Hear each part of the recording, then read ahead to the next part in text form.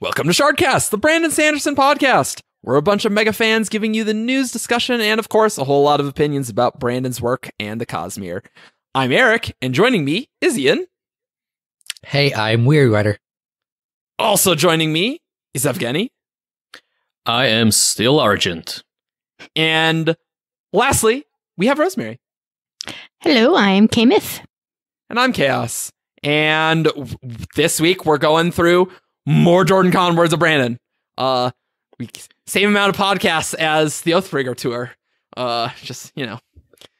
were a little more exclusive. It's a lot of them. Yeah, we were a little more exclusive on the Oathbringer tour, I think. But yeah, that's okay. Let's get started. Yeah. So this first one is, can you hemalurgy AVR? That's not a verb. Doesn't quite work. That's not a verb. Now it is. Yeah, I object to that grammar. Yeah. And Brandon says, yes, you could. Questioner continues on. So you could take a AVR hemalurgy spike and put it on a cat and make a AVR cat. That's amazing, Brandon, by the way. Yeah. See, this is where it gets... You heard the asterisks in these sorts of things. It wouldn't do what you wanted to do. But this is possible. Okay. Pretty straightforward. You can steal powers from AVRs, which is neat. Yep. Yeah. Cats get worms too, don't they? Yeah. Maybe they just don't have cats on Dromonaut. On the Dromonaut system. Yeah. Feliniars. Next question comes from Page Runner. Oh, yeah. A fellow staffer. Lightspren, the ones who like to travel, are they will shaper spren? I thought I was pretty obvious. And Brandon does confirm that they are, in fact, the will shaper spren. Good. Which is cool. It's always good to have confirmations like that. Yep. And along the same lines, Page Runner asks, the cracked stone spren that we saw, we didn't get a name for them. Are they the Stone Ward spren? And Brandon once again says, yeah. Oh, wait, yeah. Yeah, they are. Do they have a name? And can you canonize it now? Asks Page Runner. But Brandon says no. When did we see cracked stone spren? I forgot. In Celebrant. Yeah, in okay. Celebrant. They're like... They look like there's like magma and fire coming out of their insides. Like Gotcha. stone people with like glowing cracks. Yeah. I love those. I love the Stone Wards a lot, and I love their sprint now. Makes So sense. Yeah, no. And I love their Herald, and just... Yep. I love their surges. I love their attributes. Cool. I have a type. Yeah. Great. All right, the next one is from our very own Yule Rule, where she asked, if a spike has gone too long without being stored in blood, will it completely lose its charge? And Brandon's response is it will never completely lose its charge. So they never drain out totally. It's exponential decay, I think. Mm-hmm. Yep. Yeah. So it will It's a tend half-life towards sort of zero, thing. but never reach it. Yeah, Calculus. Oh, yeah. Brandon has in the past referred to the hemalurgic decay as having a half-life. So that makes Sure. sense. Yeah. Yeah. It's another one from Yule Rule. I think this is probably from the signing. So she asks, have all the spikes been collected? You have a bunch of dead Inquisitors. You've got the Colossus at the end of Mistborn. And Brandon's asking for clarification. I mean, have they all been collected? And her response is, yeah, or are they all just lying around, or did they? And she trails off. And Brandon's response is, there are some that have been lost. Which is an interesting juxtaposition with the previous one, that it never completely loses its charge. So, yeah, kind of interesting. That's a lot of potential earrings there for the Pathians. Mhm. Yup. Now, it's like they've been lost to people, but I'm sure Sazed knows exactly where they all are. Yeah, I'm sure. Even Sure. if they're buried in the middle of the planet. Like, Yeah, he knows. He has them tucked away for a rainy day. mhm. Yeah. This next one, also from Page Runner. Which one? This one will hurt Ian immensely. The Mist Spren who crewed the Honor Spren ship. Are they Radiant Spren? Brandon, no, they are not. Why don't you tell us why you think they would have been? Yeah, what's on your mind? What's on your mind? Okay. So, at the moment, this is frustrating, but this just means that in future books, he has to show us more varieties of true Spren that are not Radiant Spren. Because at the moment, this is the only one, and we're only missing one Radiant Spren. So it's like, So logic this failed me. This is coming from you going, hey, the only true Spren that we have seen are the Radiant Spren, but we do have a confirmation that not all true Spren are Radiant Spren, and so you were hoping to see more that don't align with Surge Binding? Well, going forward, yes. It's just Sure. like up until now, excluding very special cases like the Stormfather and the Oathgate Spren and like Void Spren, like the only sapient Spren we saw were Radiant Spren. Okay. There was no indication that there were species that did not partake in the bond. Sure. Yeah, I just want to see more Spren. Yeah, I Yeah. mean, I guess there's just more than that. So, I guess that's how it is. I think we're just hitting the time where you track down Brandon, Evgeni, and you just peppered him with questions for a while. Yeah. These are, Yeah. I mean, maybe because these seem a little out of order. Yeah, I mean, I didn't grab them all, but yeah. Okay. And they could have, Okay. So Argent asked, Chris believes that the reason preservation is experiencing a slow death is because ruin is not strong enough to splinter preservation. Brandon, yeah, that is a theory. Argent, yeah, that's what she thinks. Does she think that this is because of ruin's trapped power, or because of the inherent difference in the strength levels of shards? Brandon, she thinks it is more along the lines of a matter of leveraging power, as the power is. The things that happened made it harder for him to leverage his power. Trapped is a good term. Makes Good sense. enough term. Oh, good enough term. Yes. That makes sense. So because he's missing that power, like he can't like leverage the rest of him as effectively. Yep. And so I did have to change the phrasing of this question, because originally it was a lot less, this is what Chris thinks, and a lot more, well, this is how things are. Right. Mhm. And, Yeah, you have to be very careful with that Yeah. sort of thing. I had to change things when Brandon was like, yeah, that's a theory. Like, okay, we're gonna dial it down a little bit. Why don't I read the next one? Because, Brandon, my arch nemesis. His response there amuses me. This is so amazing. much. This is amazing. So this was not actually one I had intended to ask. This was Brandon going, "Hey, you've got one more question, make it good." And so I was fishing a little bit, and I go, "Void binding," and what Renarin does. We're still very confused about how. And then Brandon interrupts. I'm happy that you are very confused about that, because I haven't explained it very much. Thanks, Brandon. Thanks, Brandon. I can just see him smiling there too. Oh, he was so happy. And then he follows up with the fact that Renarin also hasn't figured out all that much. And so, yeah, I agree with that.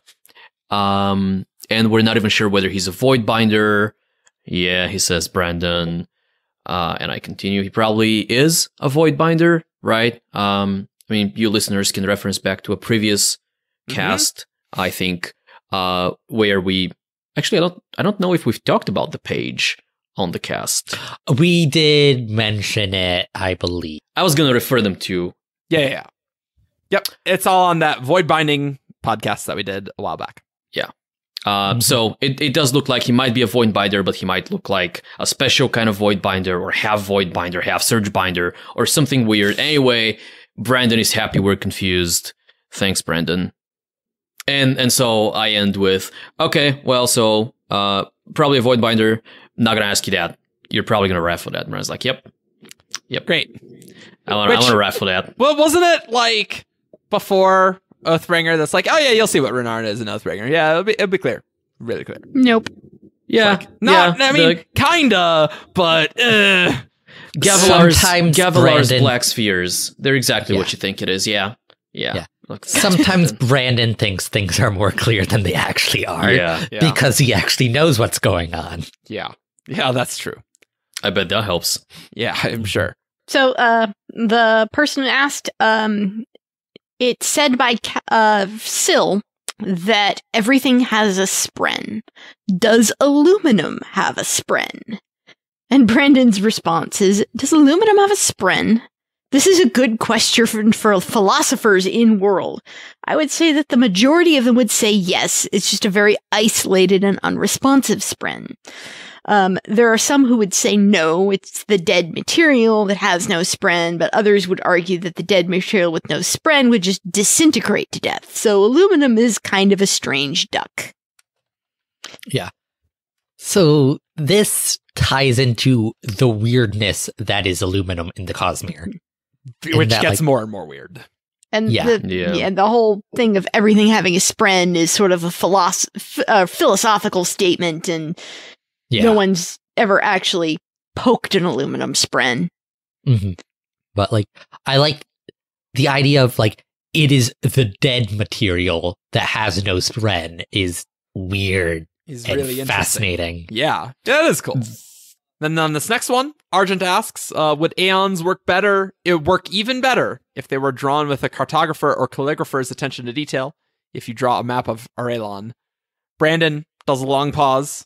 Yes and no. The answer really is it depends. I'm going to say on average, yes. So, Which is cool. Yeah. I did expect him to give a lot more positive response, to be honest. I really thought aeons would become super powerful if you like draw a map. But I guess not. Yeah.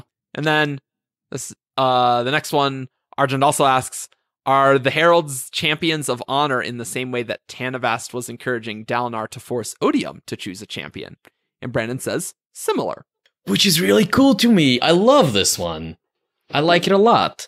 Shardic champions is something we keep hearing about, mostly in Stormlight.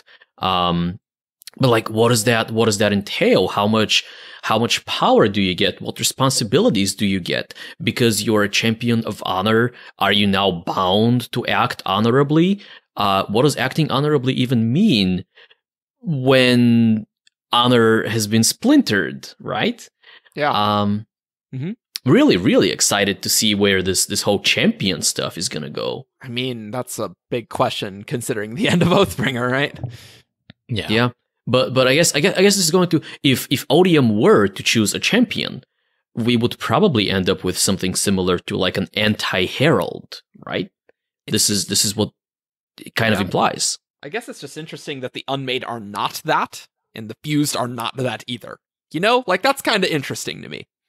Never crossed my mind that they would be. No, I know. Yeah, I know. But it's just we have so many layers of Odium's army, and still Honor's just like, no, you need to actually choose a champion because all that other crap, not champion. Somebody who's actually strong. Well, fused are strong. Ish. So still with Argent. Sorry. Yeah. Not sorry. No, you're not. No, you're not. Yeah. Neither are we. Spren grant control over surges because surges are perceived as fundamental powers on Roshar. Would other cognitive beings grant different powers based on what they perceive to be fundamental, such as electromagnetism is on Earth? Brandon, it is plausible, although this was set up in a specific way. Argent, by honor or Adenalsium? Brandon, Raffo on that. Set up might be the wrong word. There were seeds that caused this to happen the way it did. Argent, the surge binding thing? Brandon, yes, those influenced what people perceived as fundamental forces. Huh. Which is consistent with the Ars Arcanum, where Chris talks about, like, oh, the 10 surges are, like, the fundamental forces of reality, as according to the Rosharns, but, like, more accurately, they describe the abilities of the Radiants. Yeah. So it's kind of like a chicken and egg situation. Yeah. I guess what happened here was Honor, or Adenalsium, because Raffle, right, set things up so that these powers are, like, this is the invested art on Roshar, right? Mm-hmm. The surge binding. And people saw these powers and were like, well, these are the fundamental forces of the universe, right? I guess that's what this is getting at. Which is a little disappointing to me, because what I was hoping to get at was, well, if somebody were to bind, let's say, Kelsier, and Kelsier has, I mean, example, right? But if Kelsier understands electromagnetism to be a fundamental force, then would he grant control over electromagnetism? But obviously we didn't get there. Yeah. Still staying with my private birthday Q&A. Thank you, Brandon. Yeah. I ask about Lightsong's personality and why is it very different from Stenemar's. If you don't remember, Stenemar is Lightsong before he died and returned. Yep. Because we now know that divine breaths are the cognitive shadows of those people who die. Well, returned are the cognitive shadows of those who die, stapled back to their bodies with a divine breath. So where does the new personality come from? And Brandon says that his argument there when he was writing it is that this is the person he would have become. My philosophy there was the way that the return happened and you losing your memories, it comes down to a nature versus nurture type of thing. The personality, he's the same person, but with certain life experiences removed, different circumstances. And in this case, that resulted in, let's say, a secondary mode of personality that had never been encouraged before. Just like how you put me in the right situation, I'm an extrovert, but in a lot of situations, I'm an introvert. So you remove a lot of that cultural conditioning, and that is who they become. That makes sense. I never really thought of this question, but like, yeah, okay. That answer is satisfactory to me. I mean, that just gives you a whole lot of potential philosophical things to kick around for really. hours and hours of discussion. Really does. I mean, I'd say I like the question, but it's on my list, so... Yeah, of course. Yeah. Obviously, you asked. Obviously, You had to like the question. Yeah, of course. Right. All right, so this is another of Argent's questions, because he's like half of this entire document. What a surprise. ArgentCast. Welcome to ArgentCast, where he stalked Brandon and forced him to answer questions so that we could have this podcast. Welcome. So he asked, how many waves of human populations have migrated to Roshar? So I'm thinking the Ashenites coming from Ashen, right? Was that just the only humans that ever came as a population? And then Brandon responded with, well, it depends on if you count the Iriali. And Argent said, that's specifically the one I'm thinking of. Brandon said they came in a separate migration. And Argent asked, not from Ashen?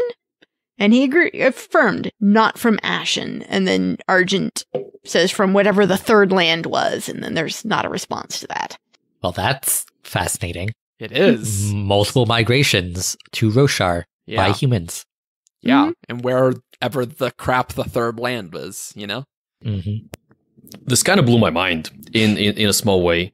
What I had thought was that the Iriali had gone to Ashen and then come to Roshar along with everyone else. I thought the Shin were the odd ones out. I thought they were the separate population. Probably are. I mean, I'm sure there's more than just a few. There were probably waves upon waves of migration, which is how you have so many different types of people. Because obviously the Shin are a different genetically isolated population. Well, I think it's more that, like, they kept separate from, like, most humans, like, went out and conquered Roshar, and the Shin remained behind. Yeah. And became isolated over time. Yeah. So that now they're genetically distinct, but back in the day, they were not. Well, also, I mean, Ashenites aren't a homogenous thing either, right? Yeah. So, Yeah. It's so hard to say, but Ashenites are not, like, just necessarily one ethnicity, right? So you have various ethnicities that appear to be hybrids from other species, like how the Horn Eaters appear to have various Parshendi traits to them. Sure. Yep. Yeah. Yep. But yeah, so I really want to know what the third land is, and I don't know if we've seen it. I don't think so, but We don't know. I don't know. We wouldn't know, like, if we did. Yeah, I guess. I did talk with some people at JordanCon about the Iriali Long Trail. Yeah. And we were talking about whether well, if the first land is Yolen, Sure. which seems reasonable, right? And the It's a good fourth land is Roshar. My theory was that the third land was Ashen. Right. The second land was some, intermediary between Yolen and Ashen. And Facts. sure, Sure, why not? everyone's- Let's put Vax into it. Great. I mean, it's as likely as anything else, right? I don't remember the sixth and the seventh land. Like, I don't remember where I was going with that theory, but I thought that one of the lands may have been Shadesmar, actually. Yeah, I mean, sure. I don't know if that's at all likely, but it's maybe something worth considering in the future as we learn more about the Iriali. It is really hard to say. Let's go on to this next one. Argent asks, does awakening drain colors outside the visible spectrum? Brandon, yes, it does. You're talking about ultraviolet and infrared? Yeah. That's kind of crazy. Right? That makes But sense. it Just makes because sense. we can't see the colors doesn't mean they're not it's there. still electromagnetic Well, radiation. No, I disagree. I disagree because a lot of the Cosmere magic has to do with perception. And we don't perceive that's ultraviolet true. and infrared as colors at all. Or, well, you don't perceive them at all. Well, we don't know if, maybe dragons can see those colors. Sure, but dragons are not. Awakening is the magic of the Nalthians. Yeah. But what if their shard was a dragon? And Oh no, I played into past this. life? It's certainly possible. We don't necessarily know that endowment started out a human. Well, Yeah. and it's also just this weird relationship with color and magic that's, Yeah. it doesn't necessarily need to be necessarily perception because the whole color thing is just still kind of weird. And maybe And, someone needs to colorblind ask people. whether there is a heightening you can reach where you can start seeing those extra That would colors. be pretty cool. Yeah, that'd be pretty cool. Listeners, take note. Indeed. And interrupting our regular flow of Argent words of Brandon, Yeah. we have a few from Isaac Stewart, art director at Dragonsteel Entertainment, and a wonderful, wonderful human being. He's Um, the nicest. he is, in fact, the nicest. But it's a close call Between And, him and Brandon. between Yeah. him and everyone else in I know. Dragonsteel. Yeah, right? that's really true. I did get to chat with him a little bit on multiple occasions, and in one of those conversations, I asked about sprint fishing, which is a phrase we learned from Naz's map of Shadesmar that we see in Oathbringer, where he says that sprint fishing prohibited or banned. What did he say? Yeah. Illegal. Is illegal, Illegal in a certain in city. Ravizad. Or Ravidaz. I think it was Ravizad. And Isaac explained that sprint fishing is so you know how when you experience emotions, for example, you kind of naturally draw specific types of spren to sure. you. So when Adolin was in Shadesmar, he was afraid, he was attracting fear spren. And that's natural and that's okay. But if you were to somehow artificially either experience emotions or artificially figure out a way to draw spren of specific type to you for your own purposes, such as you want to study them, you want to, if it's a big spren, you want to ride it somewhere and go on an adventure. That's considered just unethical by the spren, and that's what spren fishing is. You are forcing somehow spren of specific type to come to you for your own purposes, which I thought was interesting. Yeah. Especially since Shallan also does that in the book. She does things to try to attract spren to herself, but she's in the physical realm when she does it, so she doesn't get in trouble. Yeah, that's true. Also, and it seems like it's specifically that city. Mm-hmm. or that at least have an issue. certain cities, right? Not everywhere. Yeah. It also fits in line with what we kind of understand Naz's character to be, which, in the words of Isaac, is let me get the quote ish right. Grumpier. No, we don't want to get that.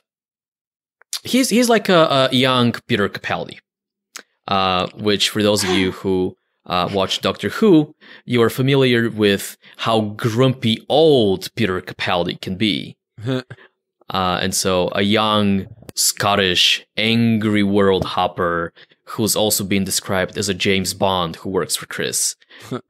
All of that fits. Peter with him Capaldi going. is hot enough. Currently, just imagining him younger, mind-boggling. Welcome to Shardcast.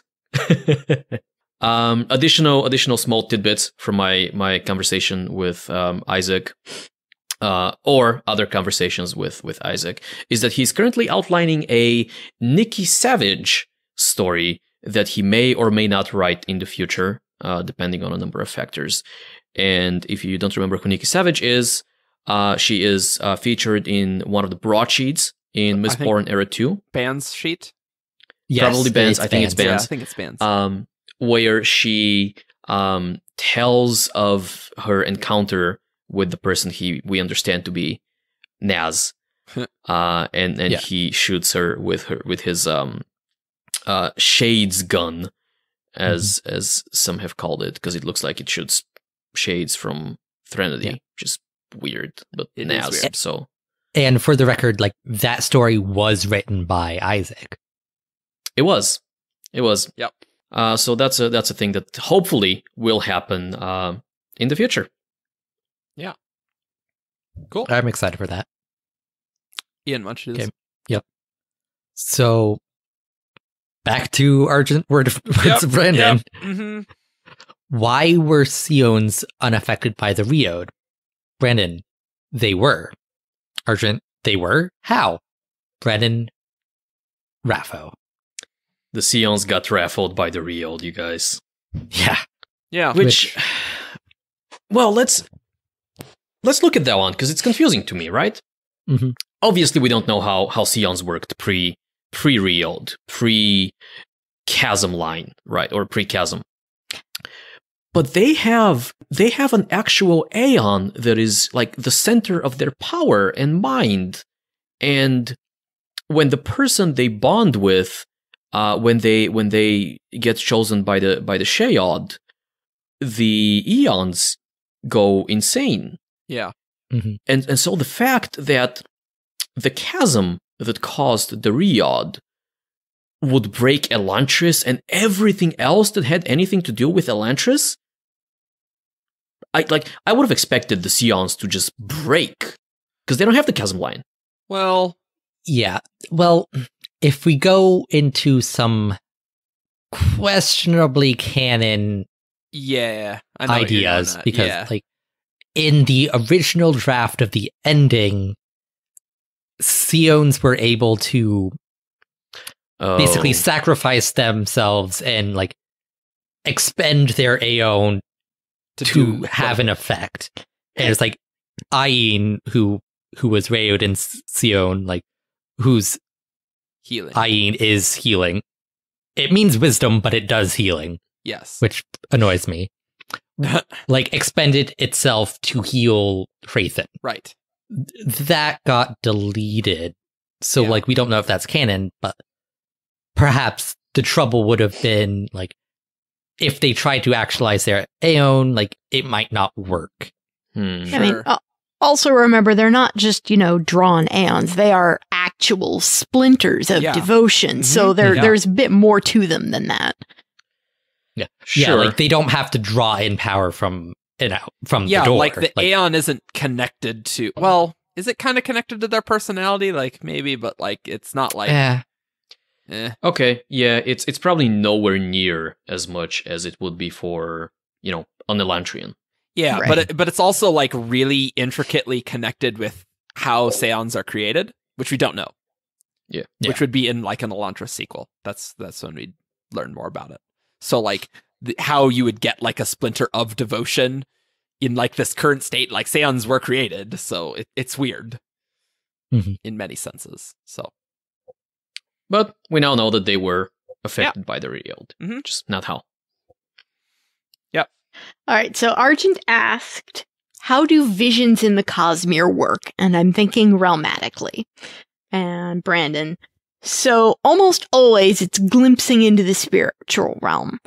but you're often seeing it through the cognitive. And so it's like a vision that Dalinar sees. What's going on is being pulled and kind of stretched a little bit through the realms into the spiritual realm, where a cognitive construct is adding a framework to seeds that are set in place.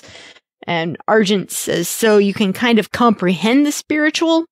And Brandon, you can comprehend, and there's also a little bit of life to it, meaning it can respond to you to an extent. So imagine it kind of works like an AI. Imagine you've got some power in the spiritual realm, and you're adding a framework to it that it's shining through, and that's giving you the vision. Complicated, I know. Spiritual realm is supposed to be weird, and we aren't supposed to quite comprehend it, and that's why we've got the cognitive framework there. It almost is like they're using the cognitive realm as like a filter or a screen in which the spiritual realm is being projected. That's always how cognitive stuff has worked. It's the intermediary between the physical and the spiritual. Yes, exactly. Yes. It's really cool. That was such a fun one. Oh, I loved it so much. That's a cool response. Like I've been wondering about how visions work ever since the Way of Kings, really. Yeah. And I haven't been able to come up with anything that makes sense. Like, obviously they're not physical in nature, but cognitive didn't make sense to me either, and spiritual didn't quite make sense to me, because spiritual is super weird, and obviously when Dalinar goes into a vision, he understands things. It's not this super alien experience for him.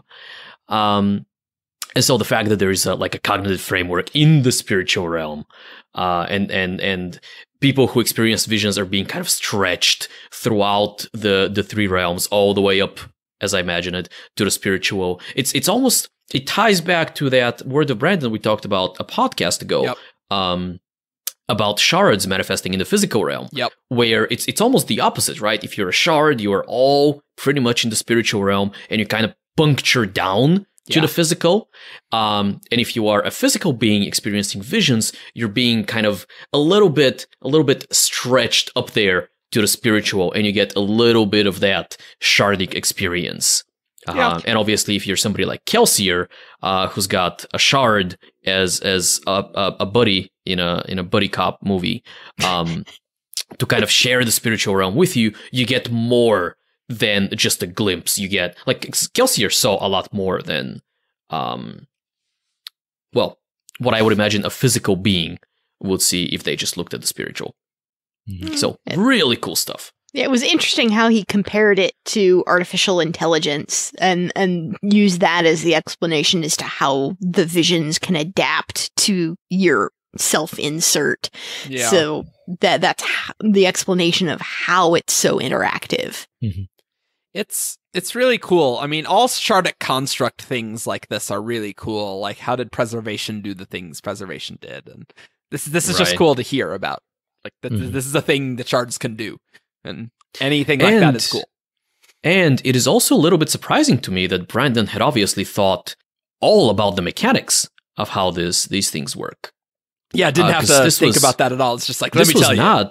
This was not him fumbling with words. This was, here it is. About it.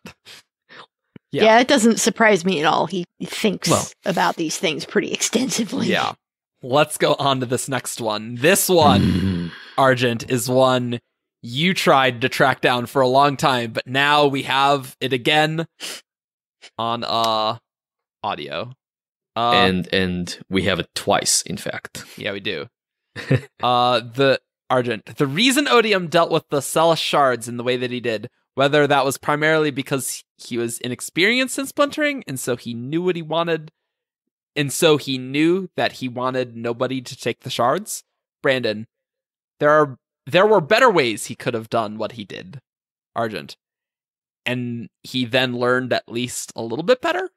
Brandon, he learned at least a little better. I would like to offer just a little bit of context to this. Yeah, please. This was long time ago, like months now. I've been telling people about this word of Brandon that I've gotten from Brandon, obviously, that I don't have a recording of, and I have very vague memory of. And I've been telling people that Brandon had told me that the reason Odium couldn't splinter the Celis shards the way he splintered Ambition and Honor is because he didn't know what he was doing. He knew that he didn't want anyone else to take the power, I thought, but he didn't know how to do that. And so the only solution he could come up with on Cell was to shove him in the cognitive, which is why we have that. So inexperience, right?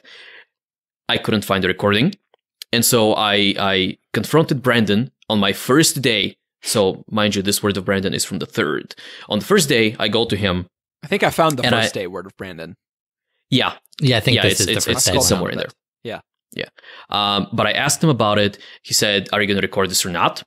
Before I asked the question. And I chose not to because I really didn't want to get ruffled on this. Yeah. And he did confirm that it was inexperience.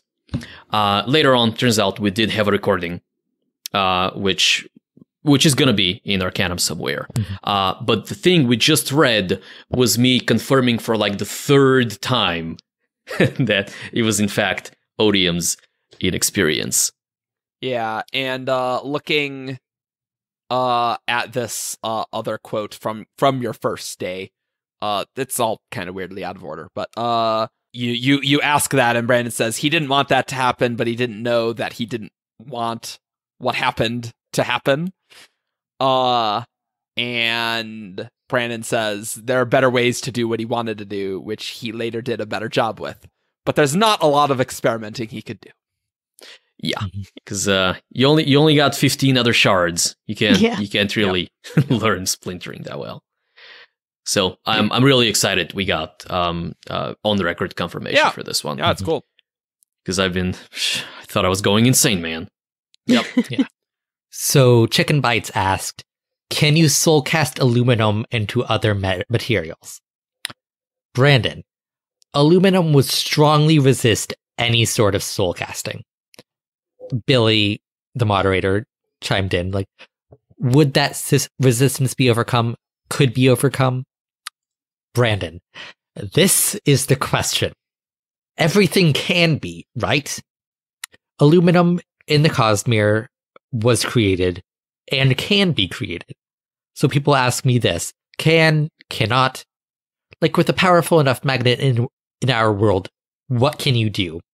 Like, is water magnetic? But could you make water respond to a magnet? Yes. You can make anything if you really try hard enough. It's like this idea that when people are like, can you, yes or no? Well, yes. Would it take the power of 6 shards of Adrenalzium working together? Maybe. Can you? Yes, you probably can. Like, we're talking about a fantasy universe where almost anything is possible, and the impossibilities are contradictions. It's how many angels can dance on the head of a pin sort of questions when you get into can you. Now, could you soulcast aluminum using a reasonable amount of energy that an individual could conceivably have in a normal setting and situation? No. It was kind of some context of when he was talking about the water being magnetic. He was also making eye contact with Peter, and Peter's like, eh. That was kind of funny. That's pretty funny.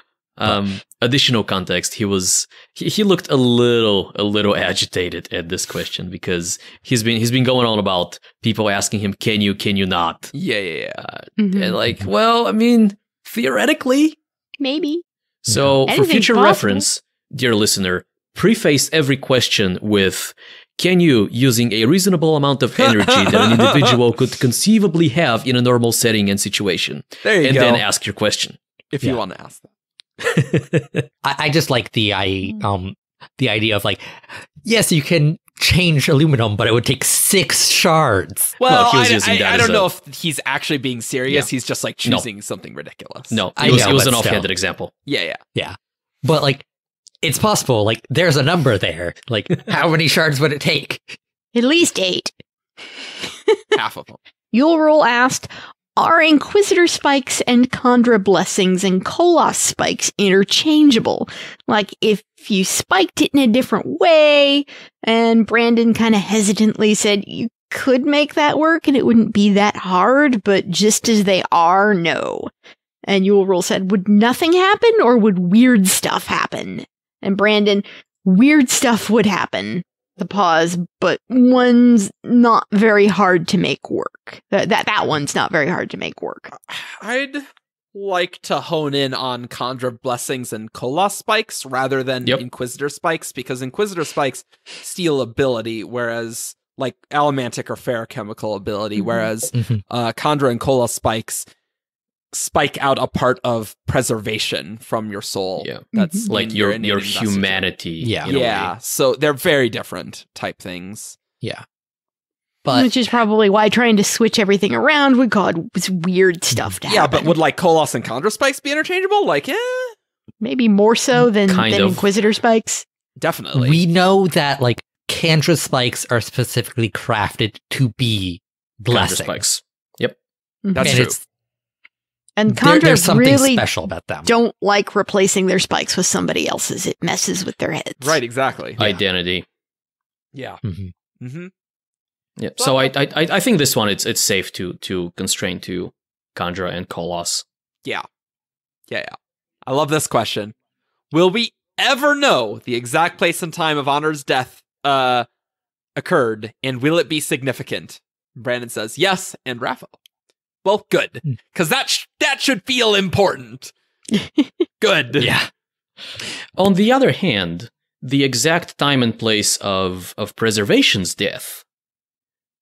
No. Well, that's true, but like, I feel like given that it was picked up so quickly, and like there were details that did matter, right? With Preservation, with like Kelsier and then Vin taking it, and then Vin dying, and then Sazed picking it up, like there was a lot of stuff there, and so there's probably stuff happening with Honor, like with the splintering power. What did that power do specifically, right? Sure. That matters a lot. Yeah. Oh, Preservation's shard was just a game of hot potato there. Yeah. Near the end. Yeah. Okay, so Page Runner asked, the Starfall vision, 10 deaths referring to the Midnight Essence. That's what the one Radiant said. They're the 10 deaths. Is that the Unmade, the 10 deaths? Brandon? Well, there's 9 Unmade, so... And then he just trails off. Well, thanks, Brandon. Take that as a no.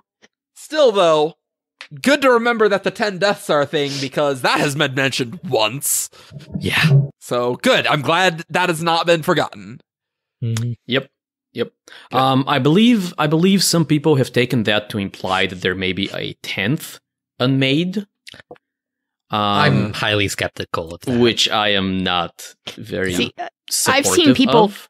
kick that idea around, but that word really seems to suggest to me that no, there is not a 10th.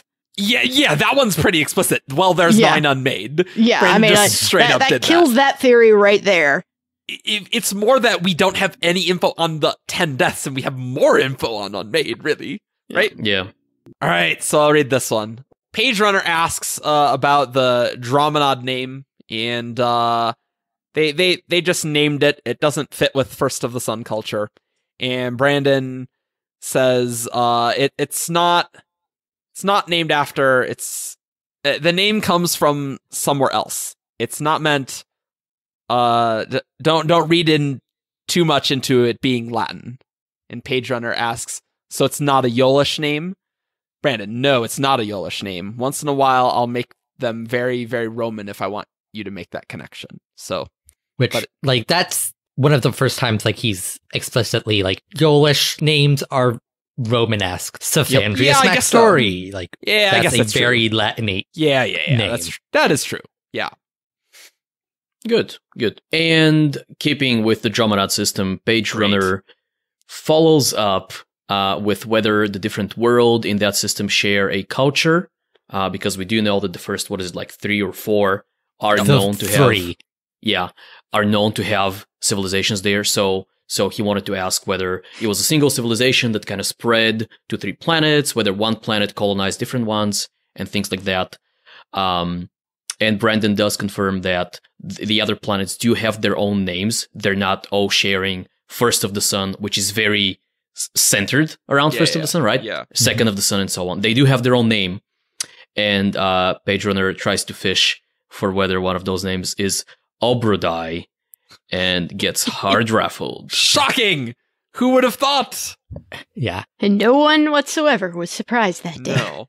Yes. So this actually ties into one of my annoyances about the Dromonad system map, Uh-huh. in that like it's all the planets are first of the sun, second of the sun, etc. But that like naming structure like isn't even universal to first of the sun. Like that's very much an Elican Island thing. Like the mainlanders don't do that. Like they have normal names. And also, if you're a person out of world, calling it Dromonad, which is not a first of the sun naming scheme, wouldn't you just use like if you named it Dromonad, you would do similar-ish names for the other planets, right? Yeah. Yeah, It sure. just like never really made sense that like they were named that way. The planets, that is. It is a little weird. It's a lot of weird. Yeah. Yeah. I'm looking forward to Brandon talking about where Dromonad, because Dromonad is a nickname. Chris says it's a nickname. Yeah. I'm looking forward to finding out where that nickname came from. Yeah. Mm-hmm. And so like I also don't think it's Obradai, because we know First of the Sun is not Obradai. I think we can fairly say that. But Hoyd has been to Obradai, which would require a perpendicularity. First of the Sun is the only planet in the system that has a perpendicularity. So it's like, yeah. Right. like Yeah. the other planets can't be Obradai. Sure. Yeah. I'm with you there. Yeah. Mm-hmm.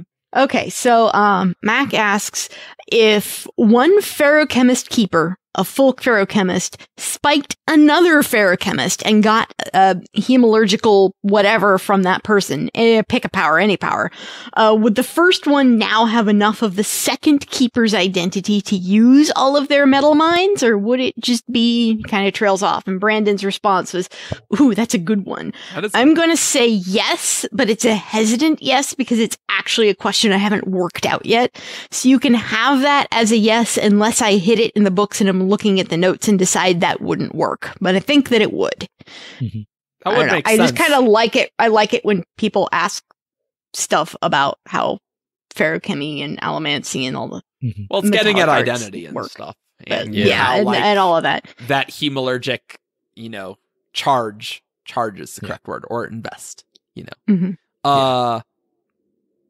like you, But, I guess you gain it, Yeah. Well, we knew that, like, if you use a fruitchemy from a spike, like, you can access the original fruitchemist's, like, metal mine for whatever that ability Oh, I is. totally forgot that. But you did Yeah. write the Yeah. ferochemy article, so that Yes, makes I sense. did. But, like, this is interesting that, like, it's like, if you get any spike, like, you have enough of their identity to use any of their metal mines. yeah. Mhm. It's a different thing. Yeah. It is really cool. I would like to chime in and mention that the questioner, Mac, is he cosplayed a Colossus on one of the days. And so if you go to the JordanCon Facebook group, you can find photos of him. And he looked amazing. He was very, very blue. He was very, very blue. That's awesome. So Trey asks, previously you've revealed that the mechanism that determines the return on Nalthus is a decision of a sapient entity. Endowment. Is the determination by which the entity that selects the recipient of a divine breath to come back as a returned, predicated on that recipient fulfilling some purpose in the physical realm. Brandon.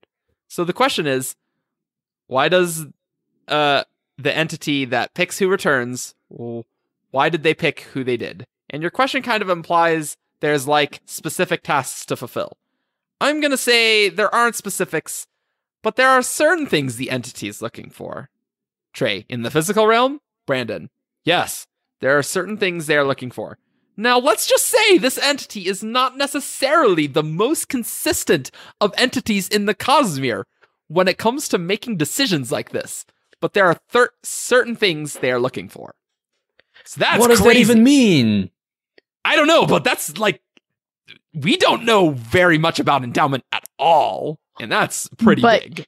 But Except she that I love obviously her. she handpicks the people to return, and she's looking for specific things. Yeah. And maybe depending on the day, she'll let someone slide that when she was in a different mood, she would have grabbed. Yeah. It's like I don't know. she's really annoyed at Odium, so like she picks Vasher to return. Next day is like, I know I shouldn't interfere, but like, oops, Vasher still exists. Oh well. I guess that's kind of interesting given that first letter. accidentally pulled back this person who's going to cause him problems in the future. Oh, Silly me. Yeah. oh, maybe Oops. it could be, maybe part of that is truth, but if like a shard confronted her about it, it's like, hey, like I'm not all right in my brain, okay? Like, like it's maybe part of it's true, but maybe part of it's a cover that she's just playing up. Mm-hmm. I want it to be a cover because like That sounds pretty great. love actually. Endowment. Like, Endowment's great. That was pretty crazy. I like the perception we have of Endowment, I should say. Yeah, well, if she's not the most consistent, then it kind of makes sense that she's like, no. Oh, and by the way, guys, Endowment wrote the first letter in Oathbringer that we process of eliminationed it. It's definitely Endowment. That kind of makes sense given in that first letter she's like, no, shards shouldn't meet up, but if Odium needs to be dealt with, I definitely will. He will be dealt with, right? Like, it's kind of inconsistent even there, right? It's a definite hint that she has her fingers in something that can handle Odium. And Nightblood being a wild card on Roshar now is right? probably a big chunk of that. And there's the idea that like in the original ending of Well of Ascension, like Endowment showed up. Oh, that's right. Yep. That is super easy to forget, which is insane. This is also something that was brought up during JordanCon at some point, possibly even by Brandom, just randomly. But I'm not sure about that. The original ending and Endowment being. Oh, okay. Yeah. So in this next one, the questioner asks, are the Ghostbloods affiliated with Autonomy? Brandon, affiliated with is very wiggle roomish. I'll go ahead and give you a Raffo on that one, even though I can totally wiggle on this one. Yes. I'm just going to say Raffo. I'm going to do the ultimate wiggle. There have been dealings. Billy, interactions? Brandon, yes, there have been interactions. That's pretty awesome. I love how he says wow. Raffo and then he continues to wiggle anyway. This is why we have a Raffo Plus tag on Arcanum, let me tell you. Right. Mhm. Wow. And there is another one later on where somebody asked whether the Ghostbloods are Kelsier's new crew. And he throws a Raffo onto that one too. Well, didn't we when we were talking about the Secret Society podcast that it was just no? It's just straight up no on Kelsier and the Ghostbloods? Was it? I forget. It was not as explicit as you were That's saying. fine. I'm really sick, so yeah, that's sorry. Yeah, Maybe it was maybe we basically get like if Kelsier were to join the Ghostbloods, like he would be like their leader, like within. Yeah. That's right. So probably not. Oh no, I thought there was an actual. Have there been any interactions between Kelsier and the Ghostbloods, and that got raffled? Oh yeah, That's from JordanCon. okay. Yeah, Maybe yeah. we'll get We were thinking of something else. Yeah. Yeah, I know. Yeah. But anyway, interactions between Autonomy and the Ghostbloods. Wow. I mean, Autonomy has a lot of avatars, as Ian loves. And so, yeah, I mean, Ghostbloods are a World Hopping organization. Makes sense that they would interact with one of them or more. But like, I feel like that could very easily be like they try to send a representative to Tuldane, and Autonomy is just like, no, go back. How about no? Well, there have been That is interactions. an interaction. That is true, for sure. So it doesn't need to be that spicy, for sure. But it could be spicy. Nah, it's spicy. I'm erring on Calling the it. side of it's spicy. All right, cool. Great. I'm going to have Mexican food tonight. So, Tune in to Shardcast in 14 years when we find out how spicy the interaction between how the Ghostbloods spicy and in Autonomy Scoville is. units is this? Next question. In Oathbringer, a questioner asks, when Dalinar goes to the Nightwatcher, we see cultivation intervene. directly.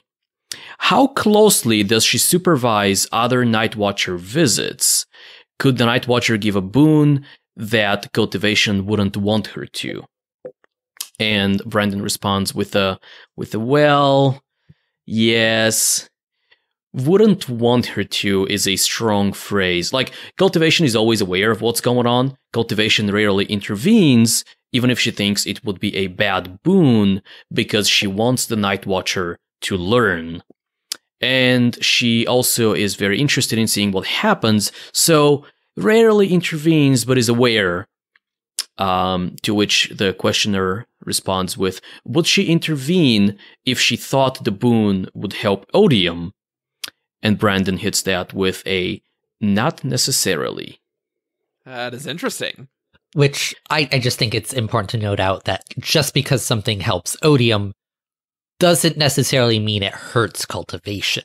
True. Like, True. It's not a strict dichotomy there. Yeah. She's very much playing the long game here, and Yeah. just because something helps him in the short term doesn't necessarily mean it's going to affect her final end game. Yeah. Yeah. Because, like, Dalnor, it could have helped Odium, right? Yeah. Yeah, Like, she, I was she gonna took go a with big that. risk there, and she Yeah. acknowledged it, but it paid off big time. yeah. Oh, yeah. As for the part where the question talks about whether the Nightwatcher can do something contrary to what cultivation wants, obviously Brandon didn't really respond to that, but my take on it is, since the Nightwatcher is, I mean, it's cultivation's investiture, right? Yeah. Their basic intentions are probably aligned, at least in some way. So I don't really think she can act directly against her mother. That's my take on that. Okay. Yeah, I think it's more like that. If cultivation, like, told her no, like, she would stop. Yeah, But but she most of the- rarely, Yeah. she rarely does because she wants her to learn from mistakes. Most of the time, it probably wouldn't matter too much. Yeah, Yeah. except maybe to the poor sap who's on the receiving end. So I wonder if part of why cultivation is so insistent on the Nightwatcher learning is because she's seen Honor die. And so she is preparing for her death. Oh. So See- it's not like she's planning for her death, but like contingencies. Like, Mhm. if I am to die, like, I want Nightwatcher to Be ready. understand people better. I took that in the other direction. I thought she was planning on piecing out. I could see it going either way.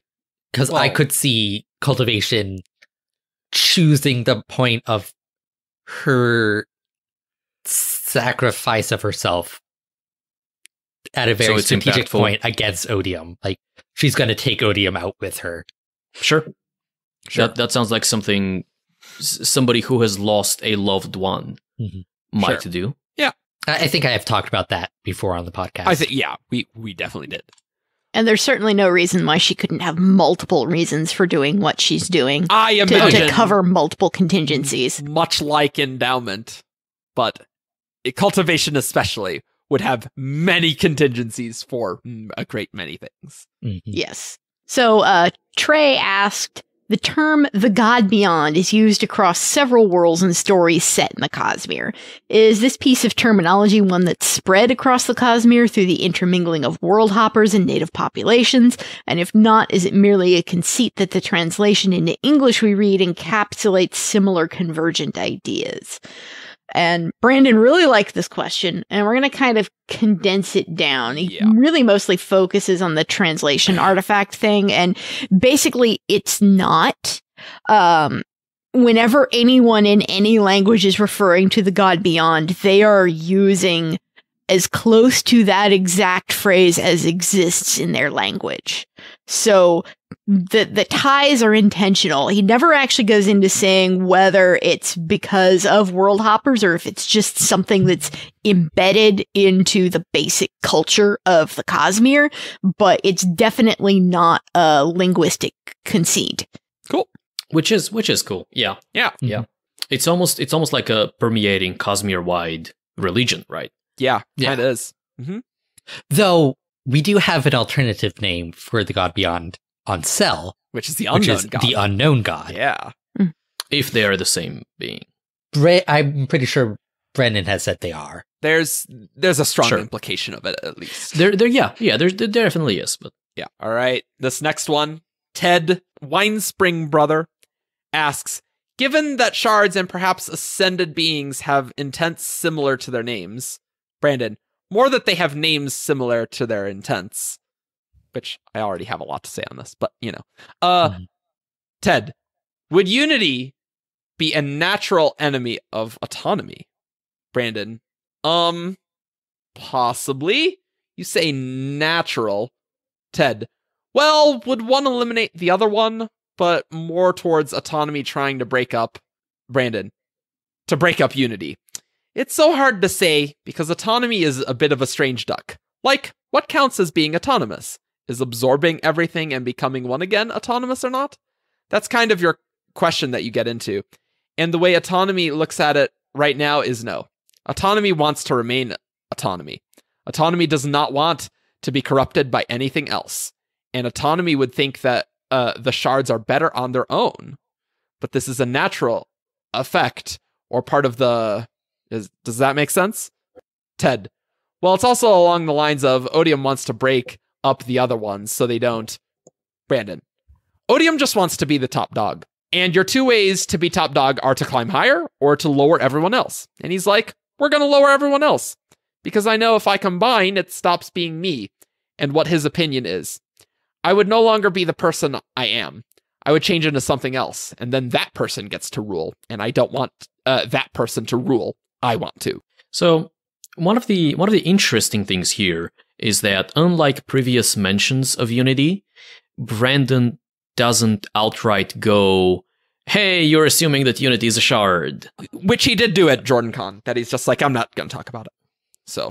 Yeah, he might It have. may have already gone into that earlier before he got this question, so Yeah, figured he addressed it properly. I don't know if I included it in our document, but it's just like it was just a raffo. Yeah.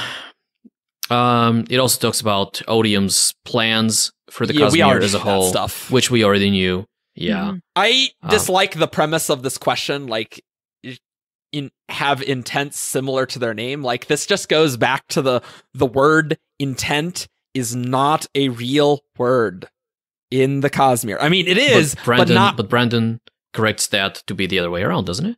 Yes, yeah, they're named after their intent. Right, exactly. So, like, yeah. So Brandon did correct it, but just to be clear, the question is flawed at the start.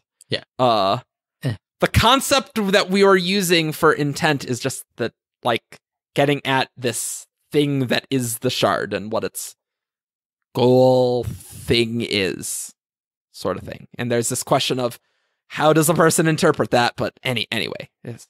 Basically, like, Honor doesn't act honorable because he's named Honor. Like, he's named Honor because he acts honorably. Basically. Well, I would phrase it more as you picked up this divine force that shapes you in a specific direction to do this thing. And the word intent is talking about what that force is doing. That's what it is. And I mean, as we talked about, like, Odium sees himself as passion and other people just call him Odium, and there's that ambiguity there, but there is still a force there that does a specific thing. That thing we called an intent long ago. I popularized it, actually. And it was from a Hero of Ages annotation. But that's not a word in the books. So, except for intent with a magic system, which is different than a shard's intent. So, but I do think it's important to know, like, just because there's not a word in the books for this, and this is a thing, like, in the Cosmere, like, intents are a thing. They're just, like, not necessarily called intents. Yes. And we don't have a canonical word for that. So I just want to be clear with that it's kind of a weird word. It was popularized in 2011. We know a lot more now. So, yeah, sorry. It's like shard holder before we had the term vessel. Yes. And before Brandon thought having a term was even important, necessary. Which it is. Thank you, Brandon. Oh, the olden days. Yes. Yeah. So Okay. just wanted to go on that minor tirade. Minor. Yes.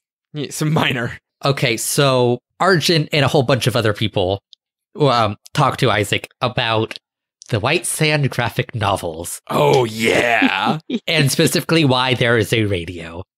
Yes. And Isaac is Or surprised boombox. that there is a radio. Yes. Oh yeah, It's yeah. like- He was absolutely surprised. He did not know what we're talking about.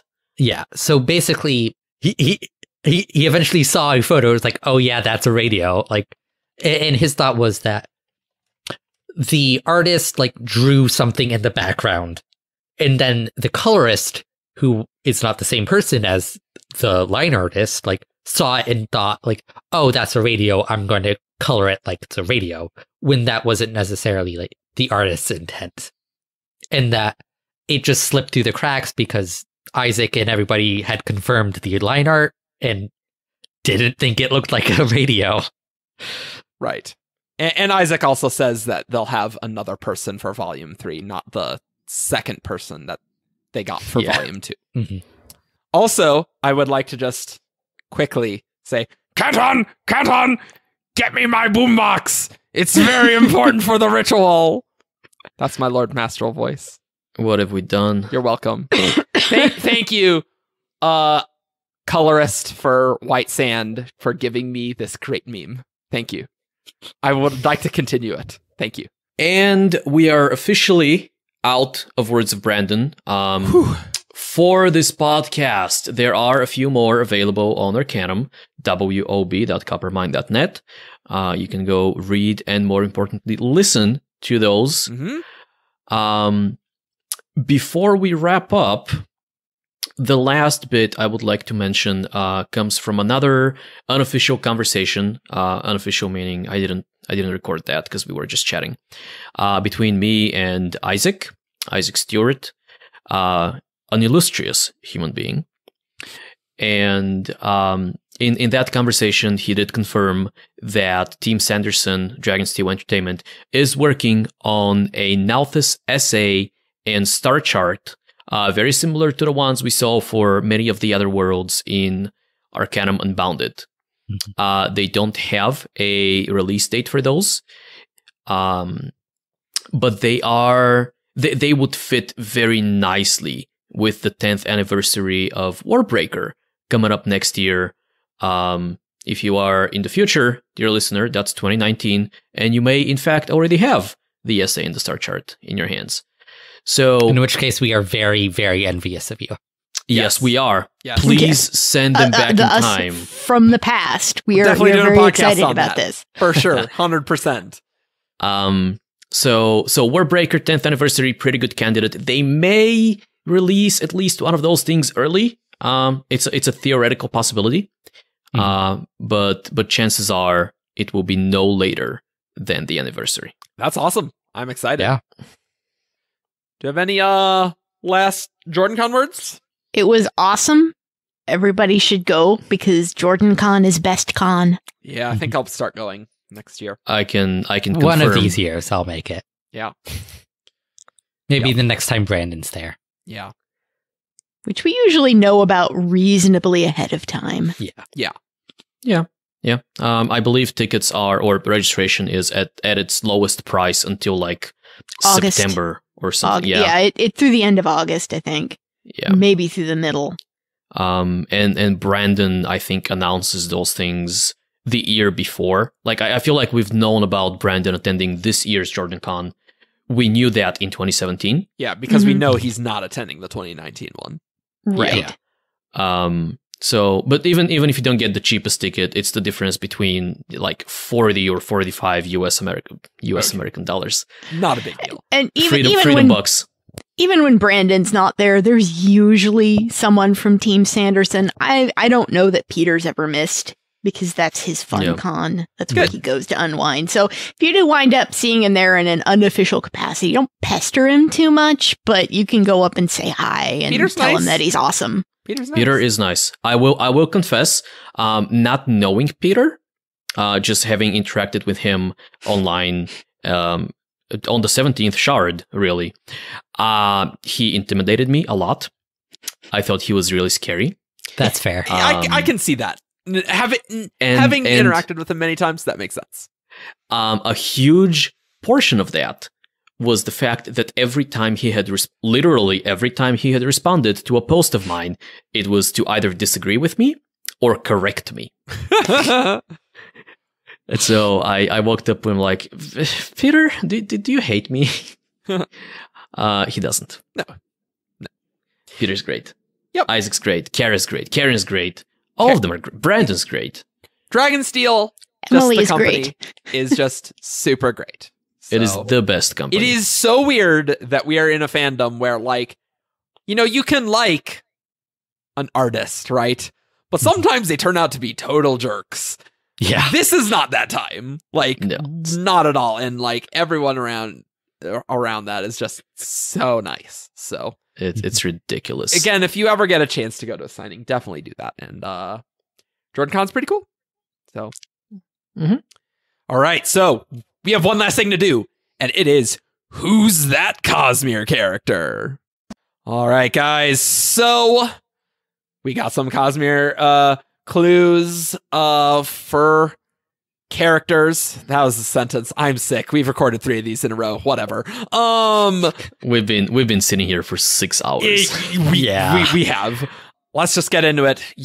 For each clue, you guys get a guess. And so for this first one, we have this character is lighthearted and eager.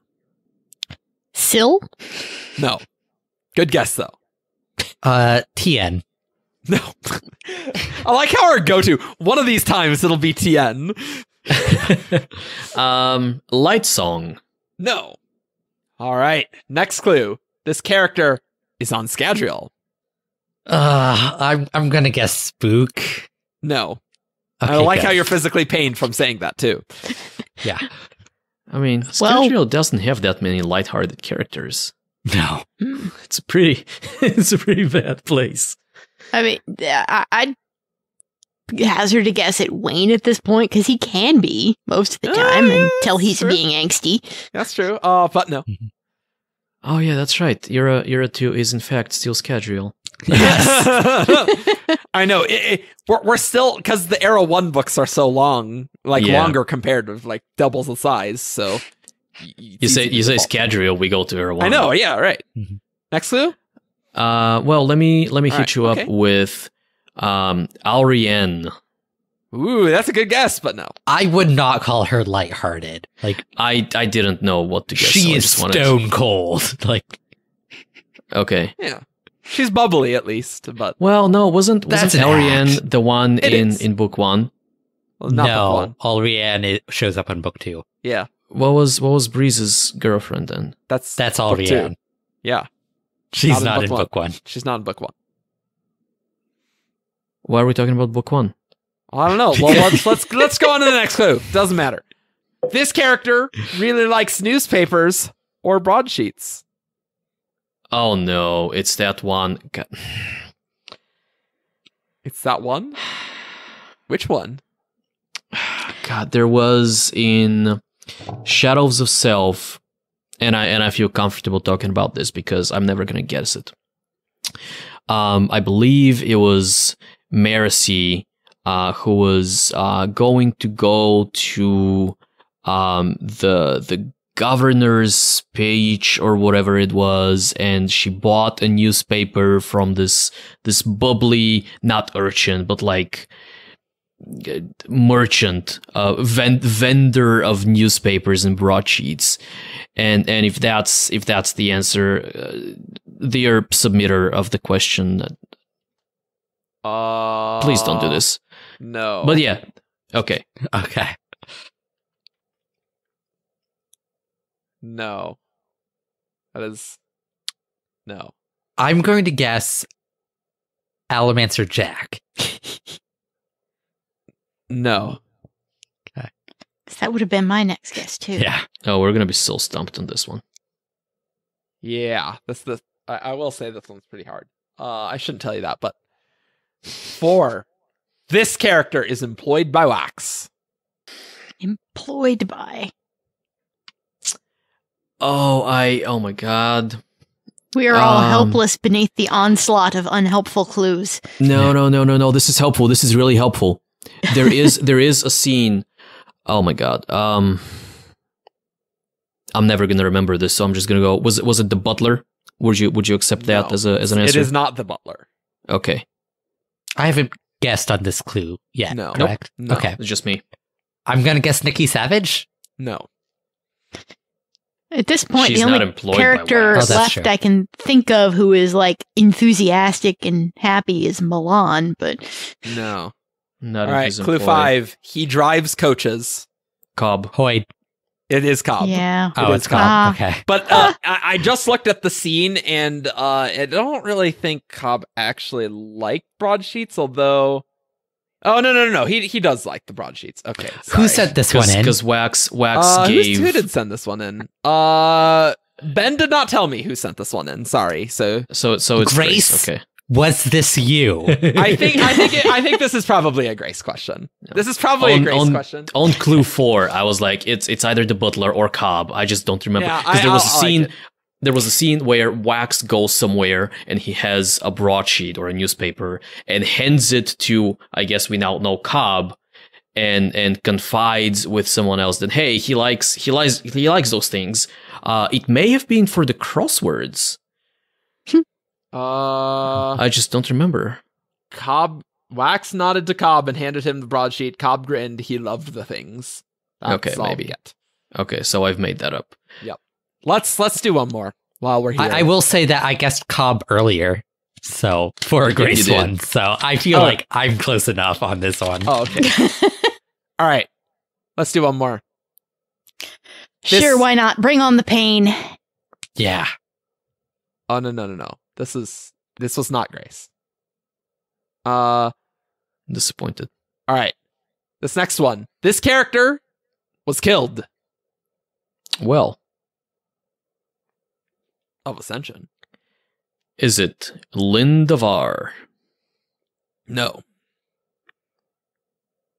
Is it Hrathen? No. And there's so many characters who've been killed to pick from. I know. Right. It's true. That's why I don't think much on first clues. I know. No. I know. Yeah. I know.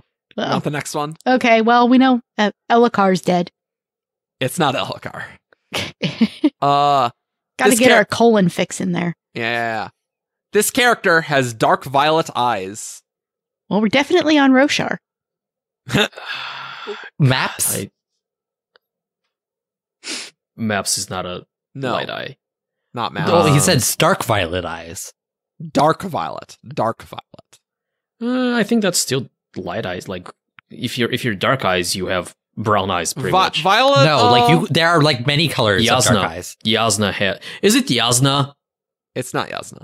Okay. Yasna Well, has Yasna light didn't die. She violet just eyes. faked Well, kind of. She didn't die and come back to life. It just seemed like that in the story. There have been questionable clues on this show in the past. Yeah, I know, and I don't know who sent this in. So, all right, let's do clue 3. Oh, okay, that's fine. Kaymyth? Would you like to? Rosemary? Guess? No. Not unless I can like buy a vowel or something. No, you don't get to buy a vowel. Well, that would be a fun game. Clue 3. This character was shy, but opened up quickly. Dunny. Dunny, yeah! Okay. I couldn't remember if it was Dunny or Maps. I that know. was As soon as described you as said having- maps, I'm like, I know you're close. The next... What? The next clue is this character had a pure tenor singing voice. In clue 5, Yeah, okay. this character was a member of Bridge 4. Okay. Huh. Nice. So I guess dark violet eyes are dark eyes. Yeah.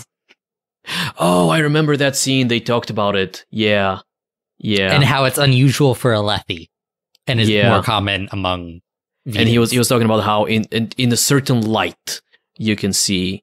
I'm gonna argue that it's arguably dark violet eyes, because some members of Bridge 4 do tell him that he has brown eyes.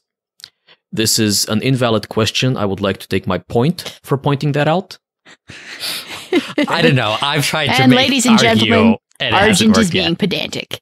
Look, I'll just say, you guys are just complaining about these user-submitted things, and you're being very mean to them. I don't know. Indeed, I am.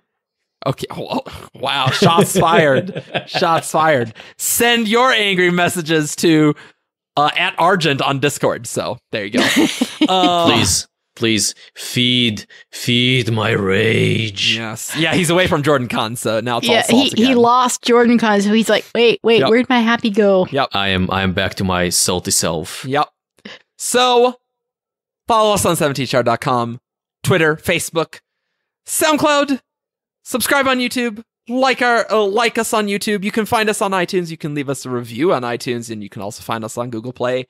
And come join the Discord. You can say hi on the Discord and the forums. And we'll see you next time. Bye. Bye-bye. Bye. Caw.